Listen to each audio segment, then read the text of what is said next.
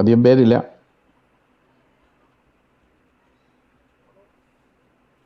Okay, തുടങ്ങിയേക്കാം. എല്ലാവർക്കും നമസ്കാരം. നമ്മളിന്ന് ഒരു പുതിയ വ്യത്യസ്തമായൊരു കാഴ്ചപ്പാടിൽ പുതിയൊരു ഐഡിയ പ്രസൻറ്റ് ചെയ്യാണ്. ഇത് കഴിവുള്ളിടത്തോളം നിങ്ങളുടെ അറിവിലുള്ള ഈ ക്രിസ്ത്യൻ ടോപ്പിക്സുകൾ നിങ്ങളുടെ അറിവിലുള്ളതിനെ ഒരു അല്പനേരം ഒന്ന് അൺവൈൻഡ് ചെയ്യാമെങ്കിൽ നിങ്ങൾക്ക് ഞങ്ങളിവിടെ പ്രസൻറ്റ് ചെയ്യുന്നത് മനസ്സിലാക്കാൻ സാധിക്കും. കാരണം ഇന്ന് വരെ നിലവിലുള്ള കൺവെൻഷണലായിട്ടുള്ള വിശ്വാസങ്ങളും ചിന്താഗതികളും നിന്നുമൊക്കെ വളരെ വ്യത്യസ്തമായ ഒരു കാഴ്ചപ്പാടിലാണ് ഈ ഞങ്ങൾ കുറേ കാര്യങ്ങൾ ഇവിടെ അവതരിപ്പിക്കാനായിട്ട് ഉദ്ദേശിക്കുന്നത്. നിങ്ങളൊക്കെ പലപ്പോഴും അതൊക്കെ വായിച്ചിട്ടുണ്ടായിരിക്കും, പല പുസ്തകങ്ങളിൽ നിന്നുമൊക്കെ വായിച്ചിട്ടുണ്ടായിരിക്കും. പക്ഷേ നമുക്ക് അടിസ്ഥാനപരമായ നമ്മുടെ ചെറുപ്പം തൊട്ടേ നമ്മൾ പഠിച്ച ഒരു മതത്തിൻ്റെ അടിമത്വം നമ്മളിൽ എന്നും നിലനിൽക്കുമ്പോൾ നമുക്ക് പലർക്കും നമ്മളതിനെ സ്കിപ്പ് ചെയ്ത് വിടും, ഇഗ്നോർ ചെയ്ത് വിടാറുണ്ട്. അതുകൊണ്ട് ചിലപ്പോൾ ഞാൻ പറയാൻ പോകുന്ന കാര്യങ്ങൾ, അല്ലെങ്കിൽ ഈ റൂമിൽ ഇപ്പം നമ്മൾ ബാക്കിയുള്ളവരെല്ലാം ഞങ്ങൾ ഒരുമിച്ച് പറയാൻ പോകുന്ന കാര്യങ്ങൾ ചിലപ്പോൾ നിങ്ങൾ ഓൾറെഡി കേട്ടിട്ടുള്ളതായിരിക്കും, പക്ഷെ നിങ്ങളതിനെ വേറൊരു സെൻസിലായിരിക്കും എടുത്തിട്ടുള്ളത് എന്നതാണ്. അപ്പോൾ ഇതിൻ്റെ ടൈറ്റില് മത്സ്യപുരാണം എന്നിടാനായിട്ടുള്ള കാരണം, അല്ലെങ്കിൽ കുർബാനയുടെ പുരാണം എന്ന് പറയുന്നതിന് കുറേ കാരണങ്ങളുണ്ട്. അതിന് ആദ്യം ഈ കുർബാന എവിടെ നിന്നാണ് തുടങ്ങിയത്, അതായത് ക്രിസ്ത്യൻ കുർബാനയെ കുറിച്ചാണ് പറയുന്നത്. അതിൻ്റെ ഈ തുടക്കത്തെക്കുറിച്ചാണ് ആദ്യം പറയാൻ പോകുന്നത്. അത് അങ്ങ് ഈജിപ്തിലെ പുരാണങ്ങളിൽ തുടങ്ങി പിന്നീട് വന്നിട്ട് ഇവിടെ നമുക്ക് ബാക്കൂസ് എന്ന് പറയുന്ന വീഞ്ഞിൻ്റെ ദേവന്റെ പുരാണം വരെ നമുക്കവിടെ കാണാനായിട്ട് സാധിക്കും. അപ്പോൾ അതുപോലെ നമ്മൾ ക്രിസ്ത്യാനിറ്റിയുടെ തുടക്കത്തിൽ ഇന്ന് കാണുന്ന അപ്പവും വീഞ്ഞും ആയിരുന്നില്ല കുർബാനയ്ക്ക് ഉപയോഗിച്ചിരുന്നത്. അപ്പവും വെള്ളവും ഉപയോഗിച്ചിരുന്നു.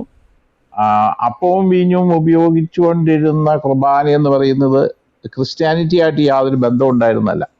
അത് ബാക്കൂസ് എന്ന് പറയുന്ന, അല്ലെങ്കിൽ ഡയനോസിയസ് എന്ന് പറയുന്ന വീഞ്ഞിൻ്റെ ദേവന്റെ കുർബാനയായിരുന്നു. കൂടാതെ തുടക്ക കാലഘട്ടത്തിലെ അപ്പത്തിൻ്റെ കൂട്ടത്തില് മീനും, കാരണം നമ്മൾ അതിലേക്ക് വരാം, അതിൻ്റെ ഡീറ്റെയിലേക്ക് വരാം. അങ്ങനെ മീനിൻ്റെ കുർബാന കൂടെയായിരുന്നു നടത്തിക്കൊണ്ടിരുന്നത്. പിന്നീടാണ് ഈ പുറജാതി മതങ്ങൾ എന്ന് പറയുന്ന, അല്ലെങ്കിൽ പുരാണങ്ങൾ ക്രിസ്ത്യാനിറ്റി ഫോം ചെയ്ത് കഴിഞ്ഞപ്പോൾ, പ്രത്യേകിച്ചും നിക്കിയാ സുനഹദോസിന് ശേഷം ഒരു വ്യവസ്ഥാപിതമായ രീതിയിൽ സഭകളെയെല്ലാം കൂടെ ഒന്നിപ്പിക്കുകയും ക്രിസ്ത്യാനിറ്റി ഒഫീഷ്യലായിട്ട് ഇത് തുടങ്ങുകയും ചെയ്ത് കഴിഞ്ഞപ്പോൾ പല പുരാണങ്ങളും കൂട്ടിച്ചേർത്ത കൂട്ടത്തിൽ ഈ ബാക്കൂസ് അല്ലെങ്കിൽ ഡയനോസിയസ് എന്ന് പറയുന്ന വീഞ്ഞിൻ്റെ ദേവന്റെ കുർബാന അവിടെ ശക്തമായിട്ട് വരികയാണ്. അപ്പോൾ ഈ ടോപ്പിക്കിൽ നിങ്ങൾ മുന്നിൽ പ്രസന്റ് ചെയ്യാൻ പോകുന്നത് ഒന്ന് ഈജിപ്ഷ്യൻ പുരാണമാണ്. ഈജിപ്ഷ്യൻ പുരാണത്തിലെ ത്രിമൂർത്തികൾ ഉണ്ട്. അതായത് ഓസിറീസ് എന്ന് പറയുന്ന പിതാവാം ദൈവവും, സേത്ത് എന്ന് പറയുന്ന പുത്രനാം ദൈവവും, ഐസിസ് അല്ലെങ്കിൽ മിറീം എന്ന് പറയുന്ന അമ്മ ദൈവവും. അതായത് ഓസിറീസ് എന്ന് പറഞ്ഞ പിതാവാം ദൈവം, സേത്ത് എന്ന് പറയുന്ന പുത്രനാം ദൈവം, ഐസിസ് അല്ലെങ്കിൽ മിറീം എന്ന് പറയുന്ന അമ്മ ദൈവം, ഇവർ മൂന്നും കൂടിയ ഒരു ത്രിത്വത്തെ നമുക്ക് കാണാൻ സാധിക്കും. ഈജിപ്ഷ്യൻ പുരാണത്തിൽ അനേകം ഡിഫറൻറ്റ് പല വിധത്തിലുള്ള ത്രിത്വം നമുക്ക് കാണാൻ സാധിക്കും. ഇവിടെ അതിൽ പ്രധാനപ്പെട്ടതും റാ എന്ന് പറയുന്ന സൂര്യദേവനെ കേന്ദ്രീകരിച്ച് മറ്റ് ദൈവങ്ങൾ മാറി മാറി വരുമെങ്കിലും റാ ദൈവമായിരിക്കും ഏറ്റവും പിതാവായിട്ട് നിൽക്കുന്നത്. ബാക്കി അതിനകത്ത് വരുന്ന ദൈവങ്ങൾ മാറി മാറി വരാറുണ്ട്. അങ്ങനെ ഈജിപ്ഷ്യൻ പുരാണത്തിലാണ് നമ്മൾ ഏറ്റവും കൂടുതൽ ത്രിത്വം കാണുന്നത്. അത് കുറിച്ച് പിന്നീട് പറയാം. അപ്പോൾ ഈ പുരാണത്തിൻ്റെ ഒരു അല്പം, ഞാനിത് പല പ്രാവശ്യം ക്ലബ് ഹൗസിലെ റൂമുകളിൽ പറഞ്ഞിട്ടുള്ളതാണ്. എങ്കിലും ഒന്ന് ബ്രീഫ് ചെയ്യുകയാണ്, കാരണം ഇതിൻ്റെ ബാക്ക്ഗ്രൗണ്ട് നിങ്ങൾക്ക് മനസ്സിലാക്കാൻ വേണ്ടി. ഈ ഓസിറീസും സഹോദരൻ സേത്തും അവർ വിവാഹം കഴിച്ചത് അവരുടെ സഹോദരിമാരെയാണ്. അതായത് ഓസിറീസ് വിവാഹം കഴിച്ചത് ഐസിസ് അല്ലെങ്കിൽ മിറീൻ ദേവതയും, സേത്ത് എന്ന് പറയുന്ന അനുജൻ വിവാഹം കഴിച്ചത് നെപ്തീസ് എന്ന് പറഞ്ഞ സഹോദരിയാണ്. അപ്പോൾ എന്താ സംഭവിക്കുന്നത് എന്നാന്ന് ചോദിച്ചു കഴിഞ്ഞാൽ, ഈ ഓസിറീസ് എന്ന് പറയുന്ന ചേട്ടൻ ദൈവത്തിന് നെപ്തീസ് എന്ന് പറയുന്ന പെങ്ങളിൽ അനുരാഗം ഉണ്ടാകുകയും അവരുമായിട്ട് പല രീതിയിലുള്ള രഹസ്യബന്ധങ്ങൾ ഓസിറീസ് പുലർത്തുകയും ചെയ്തു. ഇത് സേത്ത് എന്ന് പറയുന്ന അനുജൻ കണ്ടുപിടിക്കുകയും ഈ ഓസിറീസിനെ 14 കഷ്ണങ്ങളായിട്ട് വെട്ടി നുറുക്കി ഈ നൈൽ നദിയുടെ തടങ്ങളിലെ ഉള്ള ഞാങ്ങണകളുടെ ഇടയിൽ ഒളിപ്പിച്ചു വെക്കുകയാണ് ചെയ്യുന്നത്. അപ്പോൾ ഈ മിറീം ദേവത അല്ലെങ്കിൽ ഐസിസ് എന്ന് പറഞ്ഞ ഐ എസ് എന്നാണ്, മിറീം ദേവത ഒരു പരുന്തിൻ്റെ രൂപമെടുത്തിട്ട്, വലിയ പരുന്തിൻ്റെ രൂപമെടുത്തിട്ട് നൈൽ നദിയുടെ ഈ പ്രാന്തപ്രദേശങ്ങളിൽ കൂടി പറന്ന് ഈ 13 കഷ്ണങ്ങളും വീണ്ടെടുത്തു. എന്നാൽ ഒരു കഷ്ണം മാത്രം കിട്ടിയില്ല, അത് ഓസിറീസിന്റെ ലിംഗമായിരുന്നു. അപ്പൊ ലിംഗമില്ലാത്ത ഓസിറീസിന്റെ ശരീരം ഈ ഐസിസ് ദേവത ഇത് പരുന്തിന്റെ രൂപത്തിൽ മൃതശരീരത്തിൻ്റെ മുകളിൽ അല്ലെങ്കിൽ കൂട്ടി യോജിപ്പിച്ചിട്ട് അതിൻ്റെ മുകളിലൂടെ പറന്ന് പുനർജീവിപ്പിക്കുകയാണ്. അവിടെ കൂടെ നിൽക്കുന്നത് പുത്രനാം ദൈവമായിരിക്കുന്ന ഹോറസുമുണ്ട്. അപ്പോൾ അവിടെ നിങ്ങൾ ഈജിപ്ഷ്യൻ പുരാണം വായിച്ചു കഴിഞ്ഞ് കഴിഞ്ഞാൽ അവിടെ ഈ ഓസിറിസിനെ പുനർജീവിപ്പിക്കുമ്പോൾ ഇവർ രണ്ടുപേരും, അതായത് ഐസിസ് മിറീം ദേവതയും ഹോറസ് പുത്രൻ ദൈവവും കൂടെ പറയുന്നുണ്ട്, രാജാവേ നീ മരിച്ചിട്ടില്ല, നീ ഉറങ്ങുകയാകുന്നു, നീ ബന്ധനങ്ങൾ അഴിച്ച് ഇത് ജീവിക്കുക എന്നൊക്കെ പറയുന്ന കുറേ ഡയലോഗുണ്ട്. അതേ ഡയലോഗ് തന്നെയാണ് നമ്മൾ ഈ ലാസറിൻ്റെ ഉയർപ്പിലും കാണുന്നത്. ലാസർ എന്ന് പറയുമ്പോൾ ഈജിപ്ഷ്യനിലെ ഒസീറീസിൻ്റെ ഹീബ്രു ഫോമാണ് ലാസർ. അതുപോലെ മിറീം എന്ന് പറയുമ്പോൾ ലാസറിൻ്റെ സഹോദരി മറിയം അല്ലെങ്കിൽ മേരി എന്ന് പറയുന്ന സഹോദരിയുണ്ട്. അപ്പോൾ ഈ ലാസറിനെ ഉയർപ്പിച്ച കഥയെന്ന് പറയുന്നത് ആക്ച്വലി ഈജിപ്ഷ്യൻ പുരാണം കടമെടുത്തതാണ് എന്ന് പറഞ്ഞുകൊണ്ട്, അപ്പോൾ ഈ ഓസിറിസിന്റെ ലിംഗം നഷ്ടപ്പെട്ടതുകൊണ്ട് ഈ ഐസിസ് ദേവതയുടെ അല്ലെങ്കിൽ മിറീം ദേവതയുടെ ആരാധകര് മീനിനെ ഭക്ഷിക്കത്തില്ലായിരുന്നു.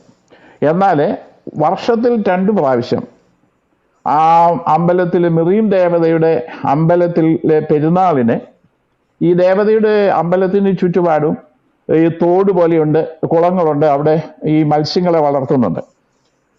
പൂജാരിണികളാണ് ഉണ്ടായിരുന്നത്, പുരുഷന്മാരും ഉണ്ടായിരുന്നു എന്ന് തോന്നുന്നു.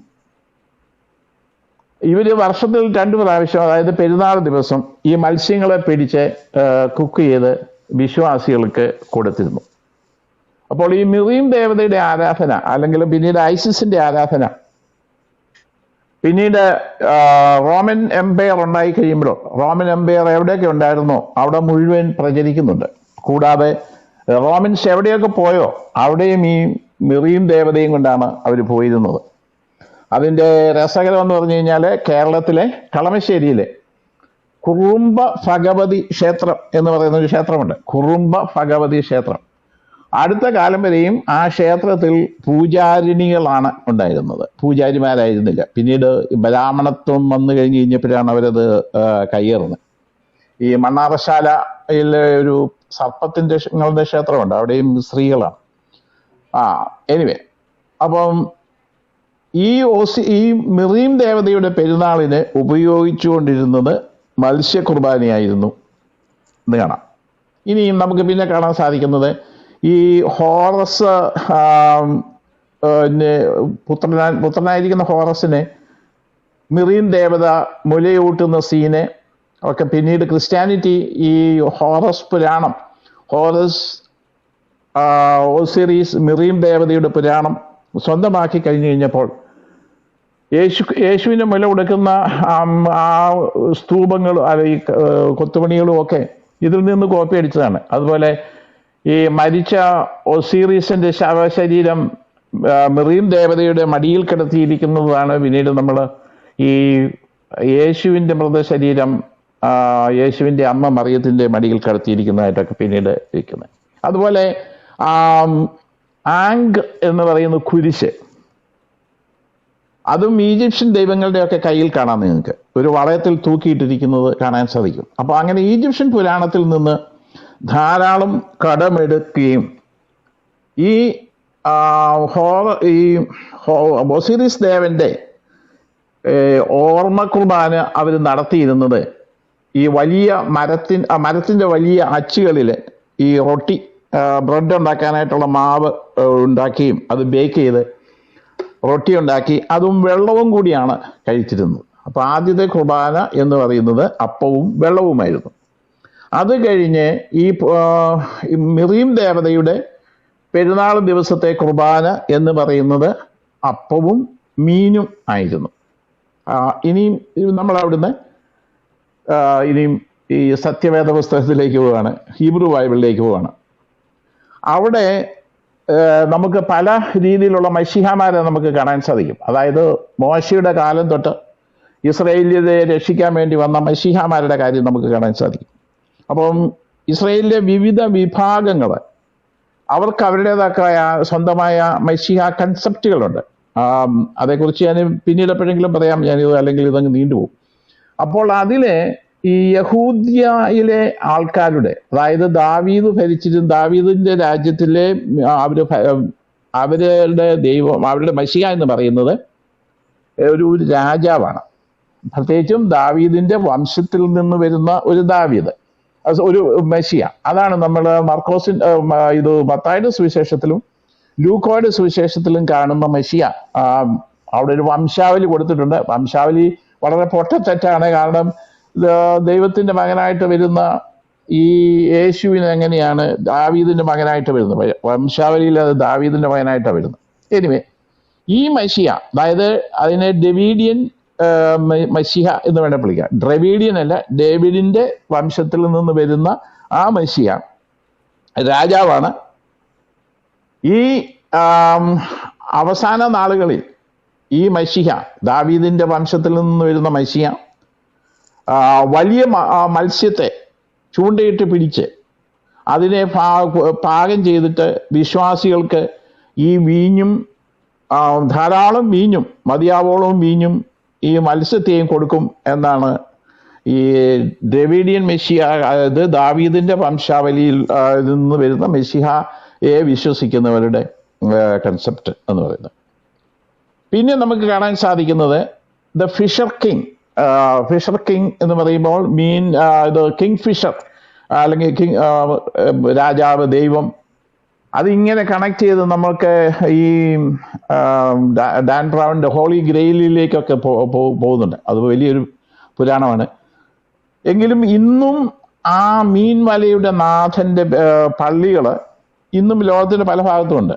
ദ കിങ് ഫിഷർ അല്ലെങ്കിൽ അതുപോലെ തന്നെ മീൻ വലയുടെ ഫിഷർമാൻസ് നെറ്റ് ചർച്ച് എന്നൊക്കെ പറഞ്ഞുണ്ട്. ഈ കിങ് ഫിഷർ ദൈവത്തിന്റെ കഥ കാണണമെന്നുണ്ടെങ്കിൽ ഏറ്റവും കൂടുതൽ നമ്മൾ കാണുന്നത്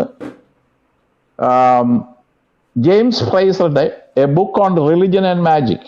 അത് ഗോൾഡൻ ബോ എന്നാണ് ആ പുസ്തകത്തിന്റെ പേര്. ദ ഗോൾഡൻ ബോ, സ്വർണ്ണ ബില്ല്. അത് മലയാളത്തിലേക്ക് അത് ട്രാൻസ്ലേറ്റ് ചെയ്തിട്ടുണ്ട്. മതവും മന്ത്രവാദവും എന്നാണ് പുസ്തകത്തിന്റെ പേര്. ബുക്ക് ട്രാൻസ്ലേറ്റ് ചെയ്ത് ആരാന്ന് എനിക്കറിയത്തില്ല. പക്ഷെ പുസ്തകത്തിന്റെ ഒറിജിനൽ ടൈറ്റിൽ ജെയിംസ് ഫ്രൈസർ എഴുതിയ ദ ഗോൾഡൻ ബോ, മലയാളത്തിൽ മതവും മന്ത്രവാദവും. അതിനകത്ത് നോക്കിക്കഴിഞ്ഞാൽ ഈ ജനിക്കുകയും മരിക്കുകയും ചെയ്യുന്ന അനേകം ദൈവങ്ങളുടെ കഥകൾ നമുക്ക് കാണാം. അവിടെ ഈ നമ്മൾ വയലുകളിൽ വിത്തുകൾ വിതയ്ക്കുമ്പോൾ അത് ദൈവം ജനിക്കുന്നതായിട്ടും പിന്നീട് ആ ദൈവത്തിൻ്റെ ഇഹലോകവാസം കാലഘട്ടമാണ് അവ നെൽച്ചെടികളായിട്ടും ഗോതമ്പ് ചെടികളായിട്ടും നിൽക്കുന്നത്. അത് കഴിഞ്ഞ് ഇവയെ കൊയ്യുമ്പോൾ ആ ദൈവങ്ങൾ മരിക്കുന്നതായിട്ടും വീണ്ടും അവയെ വിതച്ച് അവ പുനർജനിക്കുന്നു. അങ്ങനെയുള്ള ഒരു കൺസെപ്റ്റ്, അതായത് കോൺ ദൈവത്തെയും ഇങ്ങനെയുള്ള ദൈവങ്ങളെ നമുക്ക് ഈ പുസ്തകങ്ങളിൽ കാണാനായിട്ട് സാധിക്കും. ഇനിയും നമുക്ക് സുവിശേഷത്തിലേക്ക് വരാം.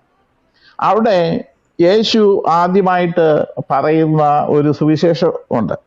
നിങ്ങൾ ഓർക്കുന്നുണ്ടെങ്കിൽ, നിങ്ങൾ എൻ്റെ പിന്നാലെ വരുവീൻ, ഞാൻ നിങ്ങളെ മനുഷ്യരെ പിടിക്കുന്നവരാക്കും എന്ന് പറയുന്നുണ്ട്. അവിടെ ആരോടാണിത് പറയുന്നത്? മുക്കുവന്മാരോടാണ് പറയുന്നത്. അവിടെ മനുഷ്യരെ പിടിക്കുന്നവരാ, അതാണ് ആദ്യത്തെ സുവിശേഷം യേശു പറയുന്നത്. നിങ്ങൾ എൻ്റെ പിന്നാലെ വരുവീൻ, ഞാൻ നിങ്ങളെ മനുഷ്യരെ പിടിക്കുന്നവരാക്കും എന്ന് പറയുന്നുണ്ട്. ഇത് റോമൻ യുദ്ധകാലത്ത് റോമൻസും ഈ യഹൂദ പോരാളികളും തമ്മിൽ പോരാടിക്കൊണ്ടിരുന്നപ്പോൾ നടന്ന ഒരു കഥയുടെ പരിഹാസപരമായ ഒരു ചിത്രീകരണമാണ്. എങ്കിലും അതേക്കുറിച്ച് പിന്നീട് പറയാം, സമയമുണ്ടെങ്കിൽ. എങ്കിലും യേശു ഇങ്ങനെ പറഞ്ഞു എന്ന് പറയുന്നുണ്ട്. ഇത് പറയുന്ന ആരോടാണ്? മുക്കുവരോടാണ്. വലയും കൊണ്ട് നടക്കുന്നത്. ബൈബിളിൽ നമുക്ക് വളരെയേറെ എക്സാമ്പിൾസ് നമുക്ക് കാണാൻ സാധിക്കുന്നുണ്ട്. ഈ മീനും അപ്പവും 5 അപ്പവും കൊണ്ട് 5000 പേരെ പോറ്റുന്ന കഥയുണ്ട്. പിന്നെ അതുപോലെ 5000 പേരെ, അതുപോലെ പിന്നെ 3000 പേരെ പോറ്റുന്നുണ്ട്. അതുപോലെ യേശു മരിച്ചു കഴിഞ്ഞിട്ട് ഈ ശിഷ്യന്മാരെ വീണ്ടും അവരുടെ പഴയ പണിയിലേക്ക് പോകുന്നു. അവര് രാത്രി മുഴുവൻ വല വീശിയിട്ട് ഒന്നും കിട്ടുന്നില്ല. അപ്പോൾ യേശുവിനെ കാണുന്നു. യേശു അവരോട് പറയുന്നു, വലത്തുവശത്തേക്ക് വീശാൻ പറയുന്നു. ധാരാളം മീൻ ലഭിക്കുന്നു. അതും മറ്റൊരു സുവിശേഷമാണ്. നിങ്ങൾ വലത്തേക്ക് വീശുക എന്ന് പറയുന്ന യേശു പറയുന്നത് സുവിശേഷമായിട്ടാണ് തന്നെ. ഇനി വീണ്ടും നമുക്ക് കാണാൻ സാധിക്കുന്നത്, ഈ യേശു കടൽക്കരയിൽ കനലിൽ വെച്ച മീൻ ഇവർക്ക് ചുട്ടു കൊടുക്കുന്നുണ്ട്. ബാർബിക്യൂ മീല് കുക്ക് ചെയ്ത് കൊടുക്കുന്നതായിട്ട് നമുക്ക് കാണാൻ സാധിക്കും. അതും 5 സ്റ്റാർ ഹോട്ടലുകളിലെ സ്റ്റൈലിലെ സീസൈഡ് റെസ്റ്റോറൻ്റ് എന്നൊക്കെ പറഞ്ഞു കഴിഞ്ഞാൽ വളരെ ഇത് കൂടിയ റേറ്റിലുള്ളതായിരിക്കും. 5 സ്റ്റാർ റെസ്റ്റോറൻറ്റുകളൊക്കെ ആയിരിക്കും. അവിടെയാണ് അവർക്ക് ഈ 2 അപ്പവും അതേ സ്റ്റൈലില് സീസൈഡില് 2 അപ്പവും ഇത് മീൻ ഗ്രിൽ ചെയ്ത് കൊടുക്കുന്നതായിട്ട് കാണാൻ സാധിക്കും. അപ്പോഴേ ഇനി ക്രിസ്ത്യാനിറ്റിയുടെ തുടക്കകാലത്ത് ഈ പല വീടുകളിലും ഗുഹകളിലുമൊക്കെയുള്ള രഹസ്യ മീറ്റിങ്ങുകളായിട്ടാണ് ഇവിടെ നടത്തിക്കൊണ്ടിരുന്നത്. അപ്പോൾ ഇത് അന്ന് ഈ കുരിശൊന്നും വന്നിട്ടില്ല. ക്രിസ്ത്യാനിറ്റിയുടെ അപ്പോൾ ആദ്യത്തെ സിമ്പൽ, അടയാളം എന്ന് പറയുന്നത് ഗ്രീക്ക് ഭാഷയിലെ ഇക്തീസ് എന്ന് പറയുന്ന ഒരു മീനിന്റെ അടയാളമാണ്. അതായത് 2 ആംഗിളിലുണ്ട്, 2 വില്ല് പോലെ. നിങ്ങൾ കണ്ടിട്ടുണ്ട് മീൻ തല ഇങ്ങനെ 2 വര 2 കേർസ് വന്ന് മുട്ടുന്നത് പോലെയുള്ള. അത് ഗ്രീക്ക് ഭാഷയിൽ അതിനെ ഇക്തീസ് എന്ന് മറ്റാണ് അതിൻ്റെ പ്രൊനൗൺസിയേഷൻ. വേറെ ചിലപ്പോൾ വ്യത്യാസമായത് കാണാൻ എനിക്ക് ഗ്രീക്ക് അറിയത്തില്ല. എനിവേ അതിൻ്റെ ഇംഗ്ലീഷ് സ്പെല്ലിങ് ICHTHYS എന്നാണ്. അതിൻ്റെ അർത്ഥം എന്താണെന്ന് ചോദിച്ചാൽ Jesus Christ son of God saviour എന്ന വാക്കിനെയാണ്. എന്നാൽ ഈ വാക്കുകളുടെ സിംബോളിക് ഫോമാണ് ഈ പറയുന്ന മീന്. അതിനെയാണ് ഇക്തീസ് എന്ന് പറയുന്നത്. ഇത് ഈ ക്രിസ്ത്യൻസ് തമ്മിൽ കണ്ടുമുട്ടുമ്പോൾ ഇവർ ചെയ്യുന്ന എന്നാന്ന് ചോദിച്ചു കഴിഞ്ഞാൽ, ഗ്രീറ്റിംഗ് ആയിട്ട് ഹലോ ഹൗ ആർ യു, അല്ലെങ്കിൽ എവിടെ പോകുന്നു എന്നൊക്കെ ചോദിക്കുന്നത് പോലെ നിലത്ത് അവരെ ഒരു കേർവ് വരയ്ക്കുമായിരുന്നു. അപ്പം മറ്റവൻ ഇവൻ അഭിമുഖീകരിക്കുന്ന വ്യക്തി ക്രിസ്ത്യൻ ആണെന്നുണ്ടെങ്കിൽ അവനത് ഫില്ല് ചെയ്യുമായിരുന്നു. അവൻ ഫില്ല് ചെയ്തിട്ടില്ലെങ്കിൽ അവൻ ക്രിസ്ത്യൻ അല്ല എന്നുള്ളതാണ്. അപ്പം അങ്ങനെ ഇവരിത് പ്രാക്ടീസ് ചെയ്തുകൊണ്ടിരുന്ന ഒരു സീക്രട്ട് അടയാളവും കൂടിയായിരുന്നു ഈ പറയുന്ന ഇക്തീസ് എന്ന് പറയുന്നത്. അപ്പോൾ ഇക്തീസ് എന്ന് പറയുമ്പം ഐ എന്ന് പറയുമ്പോൾ ജീസസ്, CH എന്ന് പറയുമ്പം ക്രിസ്റ്റോസ് അല്ലെങ്കിൽ ക്രൈസ്റ്റ്, തിയോ ഗോഡ്, യുവോസ് സൺ, യെസ് സോട്ടർ സേവിയർ. അപ്പം അതിൻ്റെ കോഡ് ഫോം ആയിരുന്നു അവിടെ ഇവർ ഉണ്ടാക്കിക്കൊണ്ടിരുന്നത്. അപ്പോൾ ഇനിയും ഈ മീനിന്റെ ഈ സിമ്പല് ആദിമ ക്രിസ്ത്യാനികള് അവരുടെ വീടുകളിലും അവരുടെ ശവക്കല്ലറകളുടെ മുകളിലും കുരിശിന് പകരം, ഇന്നിപ്പോ ക്രിസ്ത്യാനികള് കല്ലറയുടെയൊക്കെ മുകളിൽ കുരിശ് ഉപയോഗിക്കുന്നതിന് പകരം ഇവർ ഈ മീനിന്റെ സിമ്പലാണ് ഇവര് ഉപയോഗിച്ചുകൊണ്ടിരുന്നത്. അത് കാറ്റ്കോംസ് എന്ന് പറയുന്ന ശവക്കല്ലറകളിൽ നിന്ന് കിട്ടിയ ചിത്രങ്ങളൊക്കെ നമുക്കിപ്പോൾ എക്സവേഷനിൽ കൂടി ഗവേഷണം ചെയ്തു പുരാവസ്തുക്കളൊക്കെ കുഴിച്ചെടുത്ത് നമുക്ക് ലഭ്യമായിട്ടുണ്ട്. അത് വീണ്ടും ലോങ് ടൈം ചരിത്രത്തിന്റെ ഒരു ഭാഗമാണ്. അപ്പോൾ ഇനിയും യേശു പല പ്രാവശ്യം അപ്പവും മീനും കൊടുക്കുന്നു. അപ്പോൾ ആദ്യത്തെ കുർബാനയും ആയിട്ട് അവിടെ ബന്ധപ്പെട്ടിരിക്കുകയാണ്. അപ്പോൾ ഈ സുവിശേഷങ്ങളിൽ ഇത് വരാനുള്ള പ്രധാന കാരണമെന്ന് പറയുന്നത് എൻ്റെ നിഗമനത്തിൽ ഐസിസ് എന്ന് പറയുന്ന മിറിയം ദേവതയുടെ കുർബാന ഇവർ കോപ്പി ചെയ്തതാണ് എന്നുള്ളതാണ് എൻ്റെ അവിടുത്തെ നിഗമനം. ഇനിയും പിന്നെ നമുക്ക് ബൈബിളിൽ ധാരാളം റെഫറൻസസ് ഉണ്ട് മീനും മീനും അപ്പവും ഒക്കെ ആയിട്ടുള്ള സർവീസ് എന്ന് പറയുന്നത്. അപ്പോൾ അവിടെ ഒരു ഏറ്റവും കൂടുതൽ ക്രിറ്റിസിസം വരുന്നത് യേശു ലാസ്റ്റ് സപ്പറിലെ മീൻ ഉണ്ടായിരുന്നതായിട്ട് പറയുന്നില്ല. അപ്പോൾ അതല്ലല്ലോ കുർബാന എന്ന് പറയുന്നുണ്ട്. പക്ഷെ അങ്ങനെ ഒരു ലാസ്റ്റ് സപ്പർ നടന്നോ ഇതൊന്നും ചരിത്രമൊന്നും ഇല്ലെന്ന് ഓരോരുത്തർ എഴുതി വെച്ചിരിക്കുന്നതാണെന്ന് മാത്രം കുടിക്കണ്ടാൽ മതി. എങ്കിൽ തന്നെയും ഈ സുവിശേഷങ്ങളിൽ തന്നെ പലയിടത്തായിട്ട് ഈ മീനും അപ്പവും ഒക്കെ ഉപയോഗിക്കുന്നതായിട്ട് നമുക്ക് കാണാനായിട്ട് സാധിക്കും. അപ്പോൾ അത് പുതിയതായിട്ട് പിന്നെ ഈ ഇൻസ്ക്രിപ്ഷൻസ് ഫ്രാറ്റിക്കോ FRACTIO PANIS ഫ്രസ്കോ FRESCO അവിടെയൊക്കെയാണ് നമുക്ക് ആ കാറ്റകോംസിലൊക്കെയാണ് നമുക്ക് ഈ മീനിന്റെ സിമ്പിൾസ് നമുക്ക് കാണാനായിട്ട് സാധിക്കുന്നത്. പിന്നീട് അപ്പോൾ ക്രിസ്ത്യാനിറ്റി ഫോം ചെയ്ത് കഴിഞ്ഞപ്പോൾ, അതായത് നിക്കിയ സുനഹദോസിൽ ഇപ്പോൾ അതിന് പറയുന്നത് എംപറർ കോൺസ്റ്റന്റൈൻ ആകാശത്തിലൊരു അടയാളം കണ്ടു, ഈ അടയാളം കൊണ്ട് നീ പോയി യുദ്ധം ചെയ്യുക എന്ന് പറയുന്നതായിട്ടാണ് പറയുന്നത്. അത് എഴുതി വച്ചിരുന്നത് ലാറ്റിനിലാണ്.